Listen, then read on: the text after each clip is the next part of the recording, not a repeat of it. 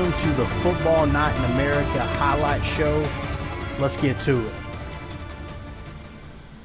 We have the Dallas Cowboys traveling to Philadelphia, Lincoln Financial Field. This is a huge NFC East rivalry and going to be a big matchup here late in the season, as you've got the Cowboys coming into town to try to knock off the Philadelphia Eagles. You've got Dak Prescott at quarterback for these Cowboys.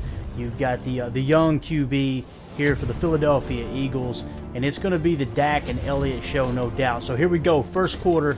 The Cowboys come to the line, come set. Dak Prescott, snap, play action pass, going up top to Beasley, who beats the coverage, and they already are on the board with a 70-yard touchdown pass to Cole Beasley. Beautiful pass by Dak Prescott, picking up where he left off last week. First quarter, 7:45 left, ensuing drive here with the Philadelphia Eagles. Back to pass, he looks, fires to the C route, it's picked off, Cowboys ball, Philadelphia side of the field. Huge turnover here early going on in the game. It led to a field goal, Dallas up 10-0 over the Eagles. Back to pass, play action, rollout. Look at the C route, nailed his receiver, he's gone, they're not catching him. As the Eagles are on the board here, 10-7 Cowboys lead in the first quarter. This is looking like it might be a high-scoring game. Next Eagles possession, they go right down the field from the 3-yard line. 4 minutes left in the second quarter. Handoff, touchdown, and the Eagles are back in control of this ball game as they go up 14-10. Next drive for the Cowboys. Dak Prescott doing his pre-snap reads. He's back. He looks. He rolls right, flushed right.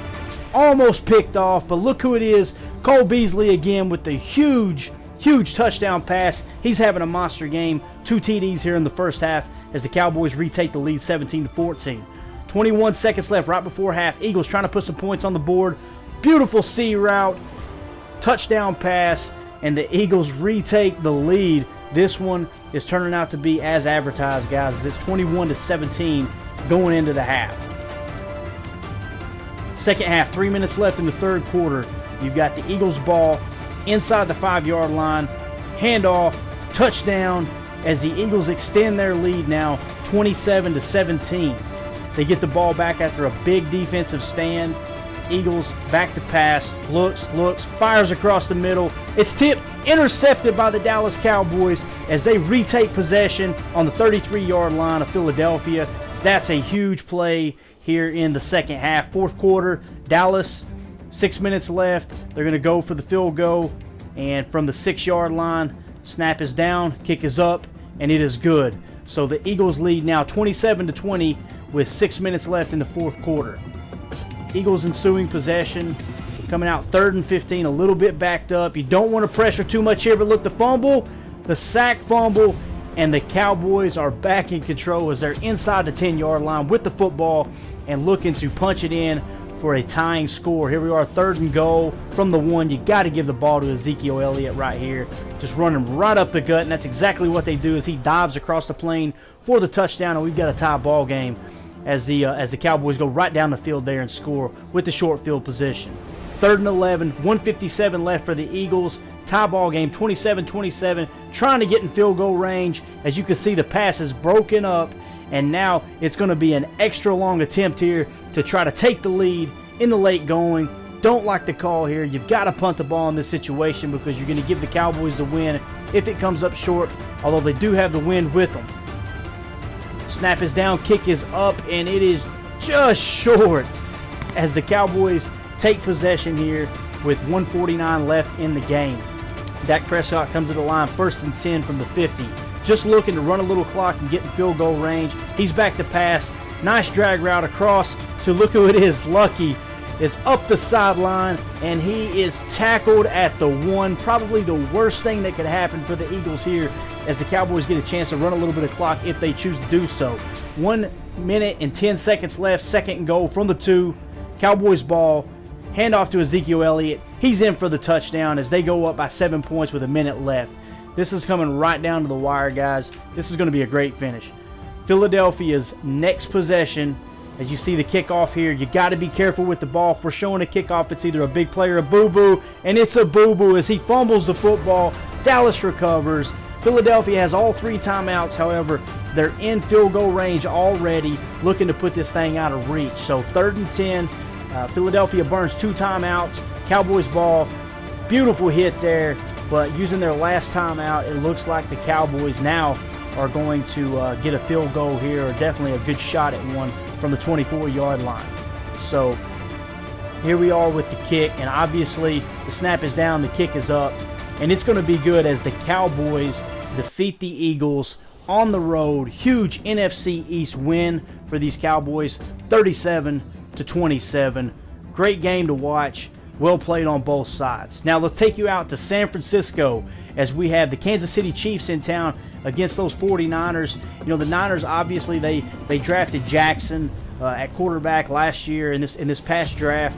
You know, the great Heisman winning quarterback out of Louisville. He's going to be at the helm today. And here they are with their opening possession. 6:39 left after a Kansas City punt, 3 and out. Come out in a heavy set, and it looks like they're going to run the ball here as he busts outside. Beautiful lead block, and Williams is up the sideline.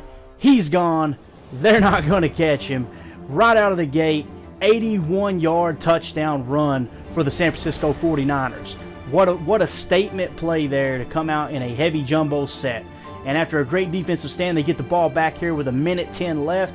Field goal attempt. Snap is down. Kick is up. And it is good. So 10-0 San Francisco early here in the first quarter. And Kansas City drives right back down. Answers with another field goal here from the 15-yard line. It's good. So as we're starting the second quarter, it's now 10-3 San Francisco over those Chiefs. So ensuing drive here for the San Francisco 49ers go right down the field. You got Jackson back, looking, surveying the field, scrambles right, he's hit, and a big play there as it's ruled incomplete. Could have been a sack fumble, very dangerous play there. 3rd and goal as Jackson comes to the line. He comes set, 5 wide set, snaps, and a beautiful play there into triple coverage, threading the needle in the zone. One of the big things for Lamar Jackson coming out of Louisville was that not just his mobile ability, but also that arm strength and being able to thread the needle in those coverage plays. Here's Kansas City back to pass. Patrick Mahomes showing off his cannon as he goes up top for a big gain there, beating the man coverage right over the top with a nice little crossing route. Here we go, 1st and goal, second quarter, 40 seconds left in the first half. Mahomes underneath on the drag route. He's in. Touchdown, Kansas City. And we've got ourselves a ball game here in San Francisco, guys. 22 seconds left before halftime. San Francisco going to try to take a couple more shots here to get back on the board to extend that lead, which is 17-10 at the moment. Jackson with the rollout. This is where he's dangerous, guys. Just improvising, buying a little time. Beautiful pass there. Nice little toe drag swag from the tight end on the sideline. Great play there. 2nd and 10, 9 seconds left. Going to take one more shot here to get a little bit closer for field goal range. Play action pass again. And it's Jackson across with the crossing route, and Kenny Stills is in for the touchdown as they go up 14 points heading into halftime. Big drive there. Big time play by Jackson, showing why they took him with that number one overall pick there. Mahomes back to pass, and he is sacked by DeForest Buckner. Beautiful play there. Defense just completely broke down the offensive line. And here you see that heavy set again, guys, as Lamar Jackson brings them to the line. They're going to bounce it on the weak side. Beautiful lead block. Nice cutback. You see the agility by Williams, and he is off to the races again. This time 51 yards in addition to the 81-yard touchdown run earlier in the game. San Francisco up 31-10, and it's becoming a boat race real quick. However, Patrick Mahomes takes the Chiefs down the field, gets them in scoring position from the 19-yard line. Beautiful pass pattern here to get the Chiefs down to the 1-yard line, and now they're going to look to punch it in here and just try to make this thing a little bit more respectable with 5:24 left in the fourth quarter.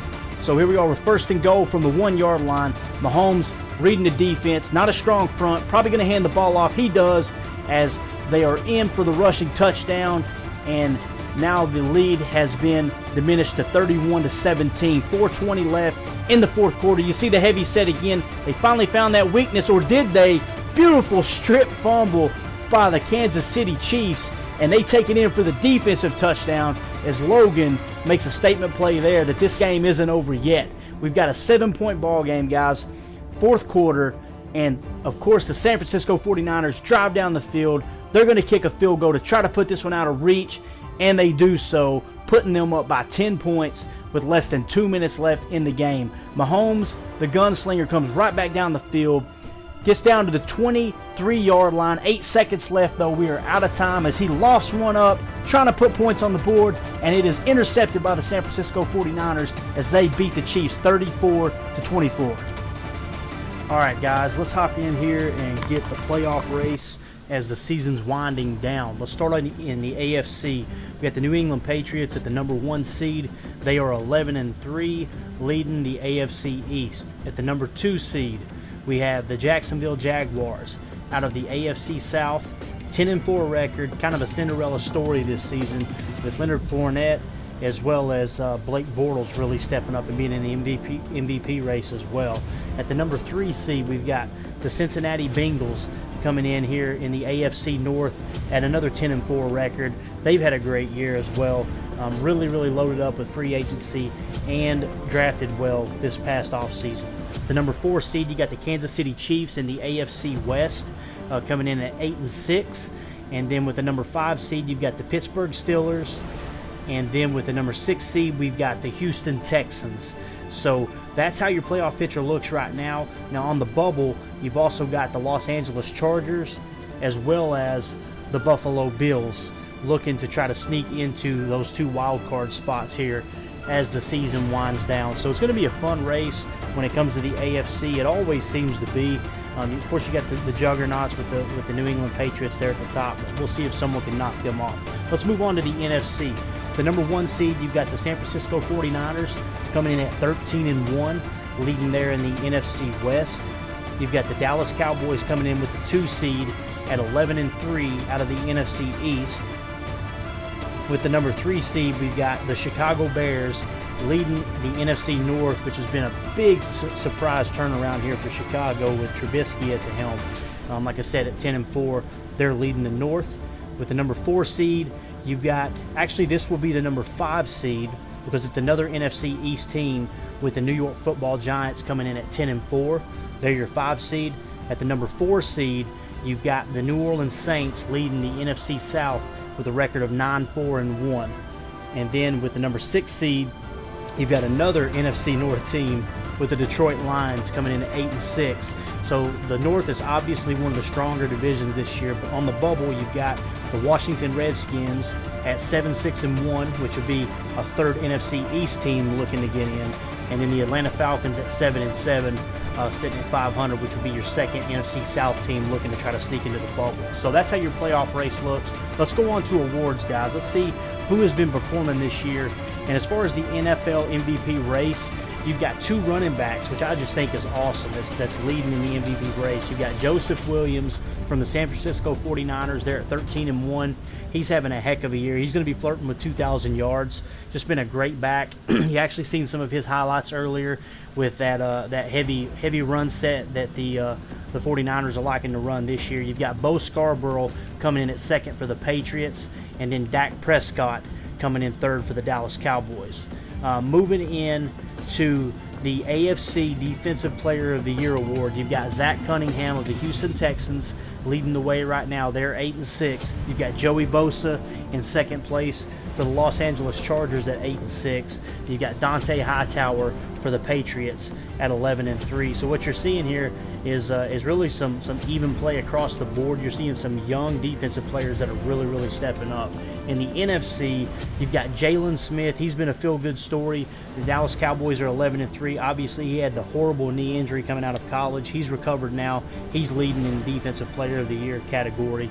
You've got Olivier Vernon for the New York Giants. They're 10-4. He's in 2nd place. And you've got Bobby Wagner coming in at 3rd for the Seattle Seahawks. Just the old man still getting it done there in Seattle. So that's your award race, and that's just kind of some playmakers that are really stepping up. So next we're going to get into top prospects.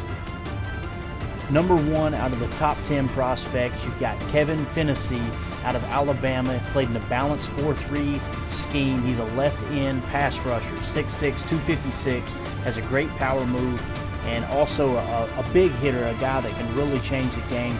Right now he's projected as the number 1 overall pick in this year's draft. He's a guy that's going to be a force to be reckoned with. You can see here, he's got all the size. He's got everything you want in an elite pass rusher. You know, the big thing coming out too, 23 years old, has a high motor. Just a guy that you really want to build your defense around. We all know it's a quarterback league, so you need to get pressure on the quarterbacks. So coming in at number 2, we've got Earl Mann out of Penn State. He's a cornerback. And, you know, guys, the big thing about Earl Mann is he can play both zone and man coverage pretty decently. But when you look at his size, he's 6'4", 214, which is just a monster of a cornerback. He's going to be a guy that's going to play, you know, kind of that Richard Sherman type role. At number 3, we've got Chase Swenson out of Wisconsin. He's the first offensive lineman on the board. He's a left tackle, a balanced left tackle, can block decent, you know, in the run, as well as impact blocking, and an excellent pass blocker, obviously protecting the blind side there in Wisconsin. 6'5", 312, got everything you want in measurables. At number 4, you got the first quarterback on the board, Luke Boggs out of Ohio State. He's a balanced quarterback. He's fairly mobile, but has a very strong arm, and accuracy is great across the board. At number 5, you got the first 34 pass rusher coming in with Jack Tipton out of Michigan State, 6'5", 257, has a great finesse move as well as good block shedding ability to play the run. He can be a game changer for a 34 scheme. Number 6, you've got Jabari Clancy out of Oklahoma. Awesome run-stopping defensive tackle, someone who can play nose tackle at 6'4", 316. Great pursuit, plays the run very well, good tackling ability, good block shedding as well. At number 7, you got Mike Archambault, left end, 6'5", 274 out of Georgia. He's absolutely dominated the SEC this year out of a balanced 4-3 scheme that they run. Has a great power move, more of a bull rusher type of defensive end at 6'5", 274. There's a lot of size there. Number 8, you've got right outside linebacker out of Notre Dame. His name is Marquise Stewart. He's 6'1", 255, excellent tackler, brings a lot of pop with that hit power, and also great at block shedding. He's going to be a great linebacker. He can play outside linebacker in a 43 defense or that inside linebacker position in a 34. At number 9, you've got Calvin Reedy out of Arizona. He's a pass blocking right tackle, which is kind of odd. Usually your right tackles are maulers, and I think that's something that's really going to cost him some draft stock as far as where he may get drafted here coming into the league. He's got good size though, 6'5", 313. Like I said, good pass blocker, just not so good at the run. Don't be surprised if he gets drafted somewhere around the second or third round and is moved to left tackle because of that pass blocking ability. And at number 10, rounding out the top 10, you've got Thielen Jordan, and he is out of Auburn. He's a speed rusher, 6'5", 255, kind of your Jadeveon Clowney type, long, can beat the tackles to the punch with that reach. Has a great finesse move, but also plays the run well with block shedding ability. So that right there, guys, is your top 10 prospects coming into this year's draft. Thanks for watching the show. Hope you enjoyed it.